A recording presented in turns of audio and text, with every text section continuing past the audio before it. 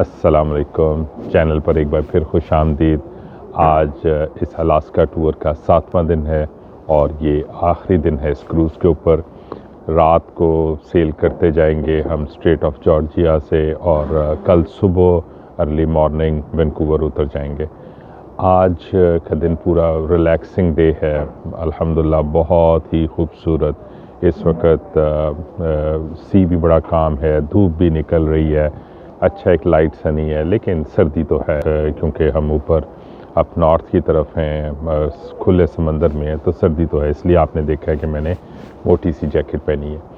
आज की वीडियो मेरा बड़ी इम्पॉर्टेंट वीडियो है इस टर्म्स के मैं इसमें आपके साथ ये सारी चीज़ें शेयर करूँगा कि कैसे हमने ये ट्रिप बुक किया, मेरा इसके ऊपर अपना एक्सपीरियंस क्या था, इस सारे ट्रिप के प्रोस क्या हैं और कॉन्स क्या हैं, जो कि मददगार हो सकते हैं अगर आप अपना ट्रिप प्लान कर रहे हैं।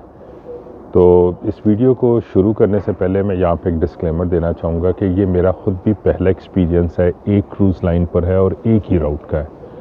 तो मेरे जो भी व्यूज़ हैं ये मेरे पर्सनल व्यूज़ हैं, इसमें मैं ये नहीं कह सकता कि ये बिल्कुल एक कोई एक डेफिनेटिव बात है कि जी यही बात ठीक है।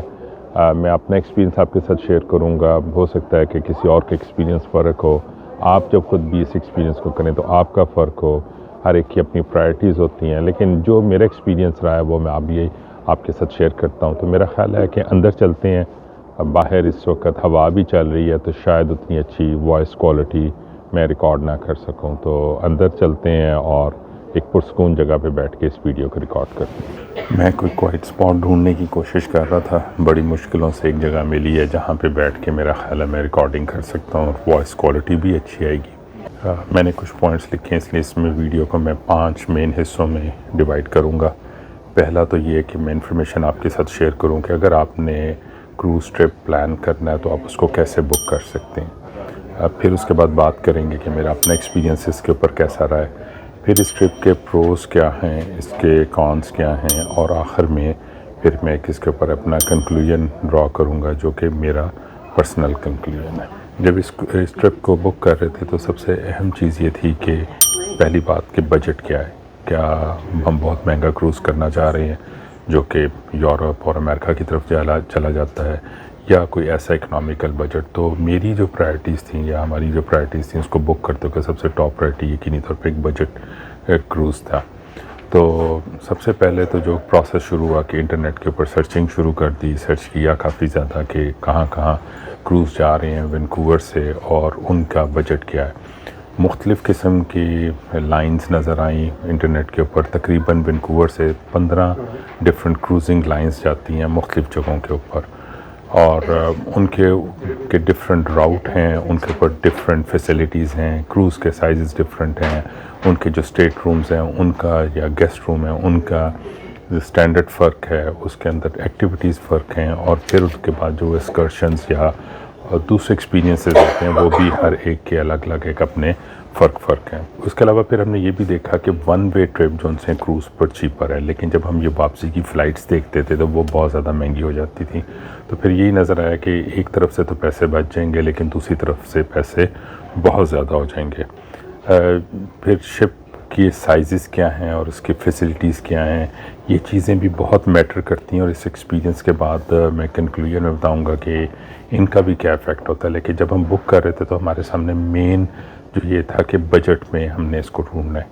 फिर बहुत सी हमने ऑप्शंस देखना शुरू की, और जिस क्रूज़ लाइन पे से हम सफ़र कर रहे हैं ये हॉलैंड अमेरिका, और इसमें मैं अकेला नहीं हूँ, मेरे साथ मेरे 2 बच्चे हैं, दोनों यूनिवर्सिटी गोइंग बच्चे हैं। तो इस वजह से हमारे सामने ये भी बड़ा इम्पॉर्टेंट था कि हम एक इकनॉमिकल वे में किस तरह करें।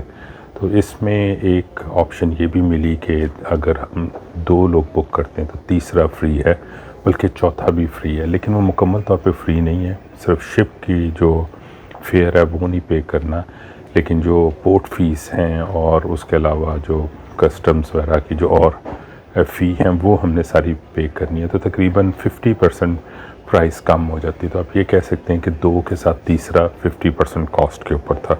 कि अगर आपके लिए शिप एक्सपीरियंस या शिप की टाइप और उसके अंदर क्या फैसिलिटीज़ है वो बड़ी इंपॉर्टेंट है, तो बहुत زیادہ ہر شپ کی ویڈیوز یوٹیوب پر اویلیبل ہیں، ان کے ریویوز ہیں جو کہ پروفیشنل ریویوز ہیں، اور ان کروز لائنز کی اپنی ویڈیوز بھی ہیں جو اپنی تمام تر فیسلٹیز اس کے اوپر دکھا رہی ہوتی ہیں۔ تو آپ اس کے اوپر بھی چوز کر سکتے ہیں کہ آپ نے کون سی فیسلٹی لینی ہے اور کیا وہ اس کے لیے ویلیو فار منی ہے جو آپ اس کے اوپر خرچ کر رہے ہیں۔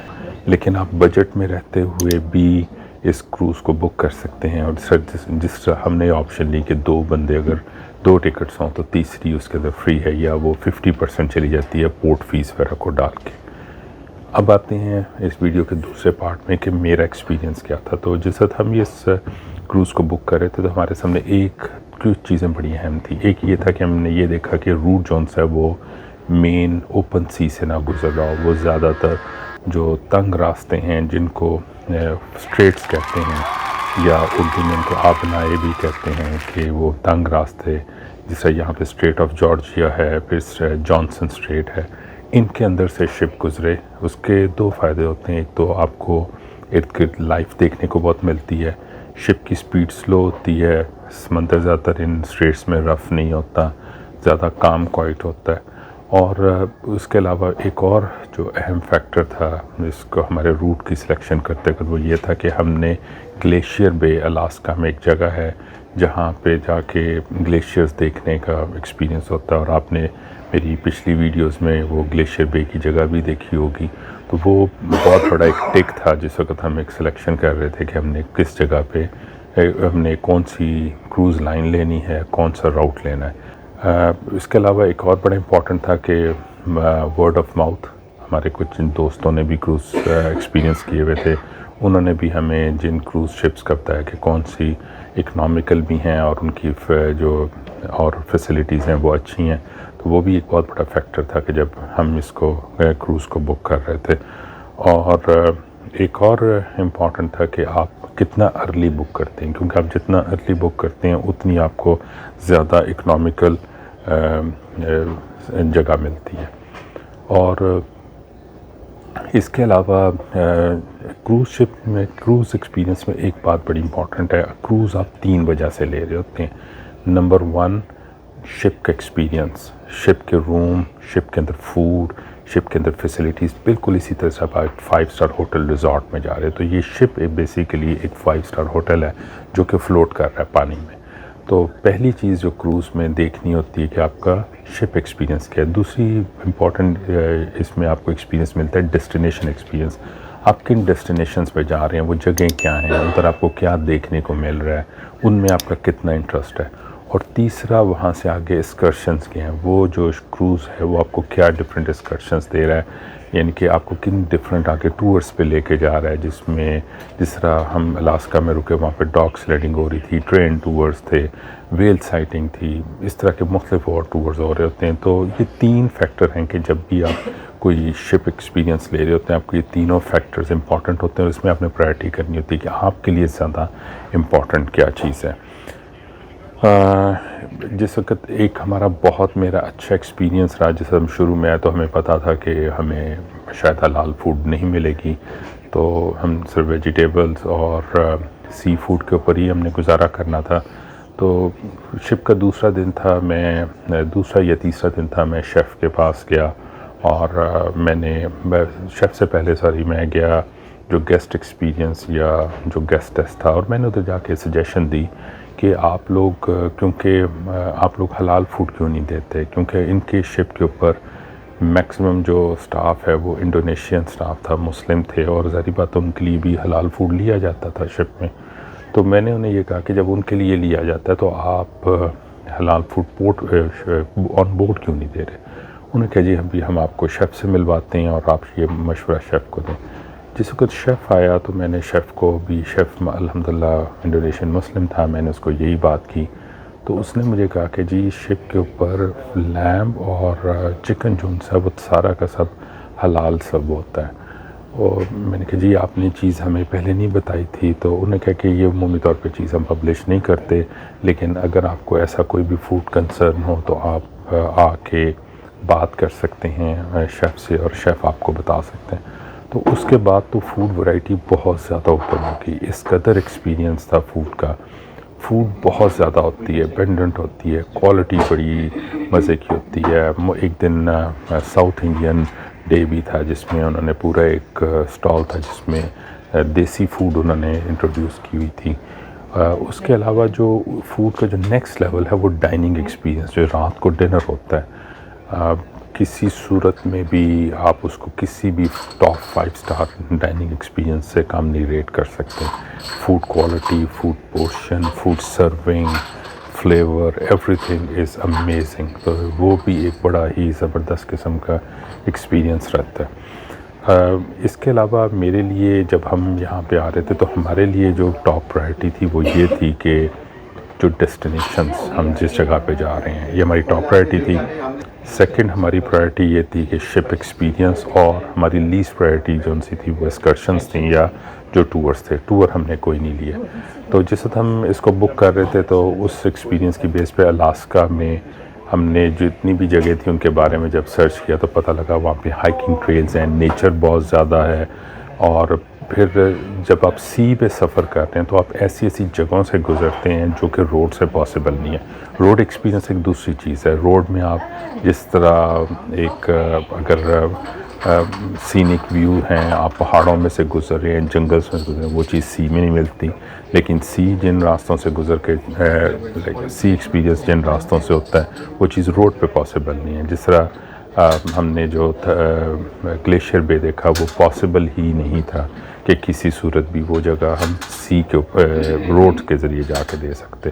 تو یہ ایک بڑا امپورٹنٹ فیکٹر ہے کہ آپ کس جگہ، جو یہ ایکسپیرینس بڑا ہمارے لیے امپورٹنٹ تھا۔ ہم نے جا کے مختلف شہروں میں ہائکنگ کی، ادھر نیچر کو ایکسپلور کیا۔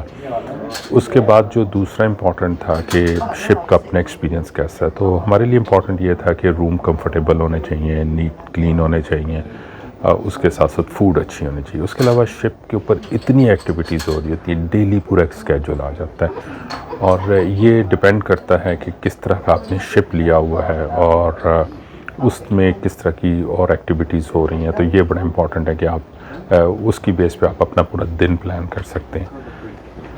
تو یہاں پہ ہمیں بہت اچھا ایک فیملی ٹائم گزارنے کو ملا، بالکل ریلیکسنگ۔ شپ کا بہت سی گیمز کھیلنے کی، انڈور گیم تھیں، آؤٹ ڈور گیمز تھیں، جس میں ایک اچھا صحیح ویکیشن ٹائم گزارنے کو ملا۔ تو یہ تھا میرا ایکسپیرینس جو کہ بہت ہی اچھا ایکسپیرینس رہا۔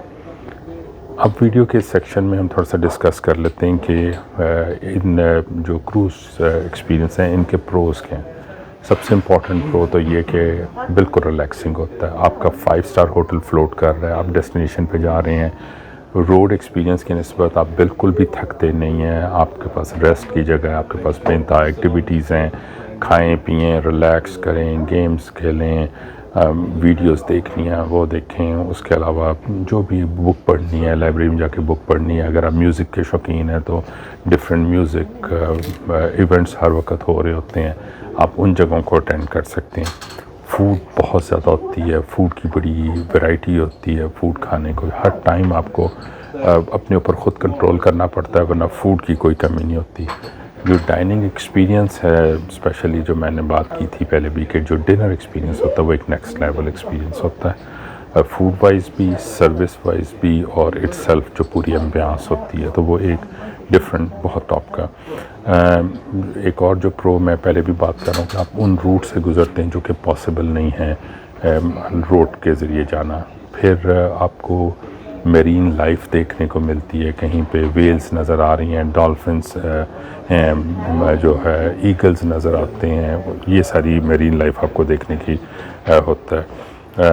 جس طرح گلیشیئر بے کے بارے میں بات کی، پاسبل ہی نہیں ہے کہ آپ روڈ پہ جا کے دیکھیں، وہ جگہ جانے والی ہی صرف کروز کے ذریعے۔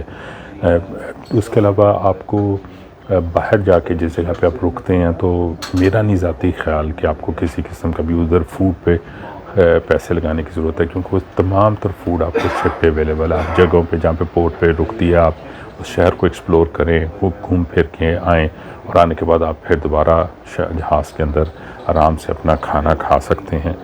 اور اگر میں جس طرح ہم نے 3 لوگوں نے ٹرپ کیا، اور اگر یہ سیم ٹرپ میں روڈ پہ پلان کروں تو میرا نہیں خیال کہ روڈ کا ٹرپ اس سے چیپ پڑے گا، اس سے مہنگا ہی ہو سکتا ہے، اس سے سستا نہیں ہو سکتا، کیونکہ جو 5 اسٹار ایکسپیرینس 8 دن ہوٹل کا ایکسپینس ڈالوں، فوڈ ڈالوں، روڈ کے اوپر فیول کا ایکسپینس ڈالوں، اور اس کے علاوہ جو تھکن ہے اس کو تو ایک طرف کر دیا جائے، تو اگر ان چیزوں کو بھی نکال دوں تب بھی یہ کاسٹ وائز مجھے اس سے سستا پڑتا ہے۔ تو یہ تھے اس کے تمام تر پروز۔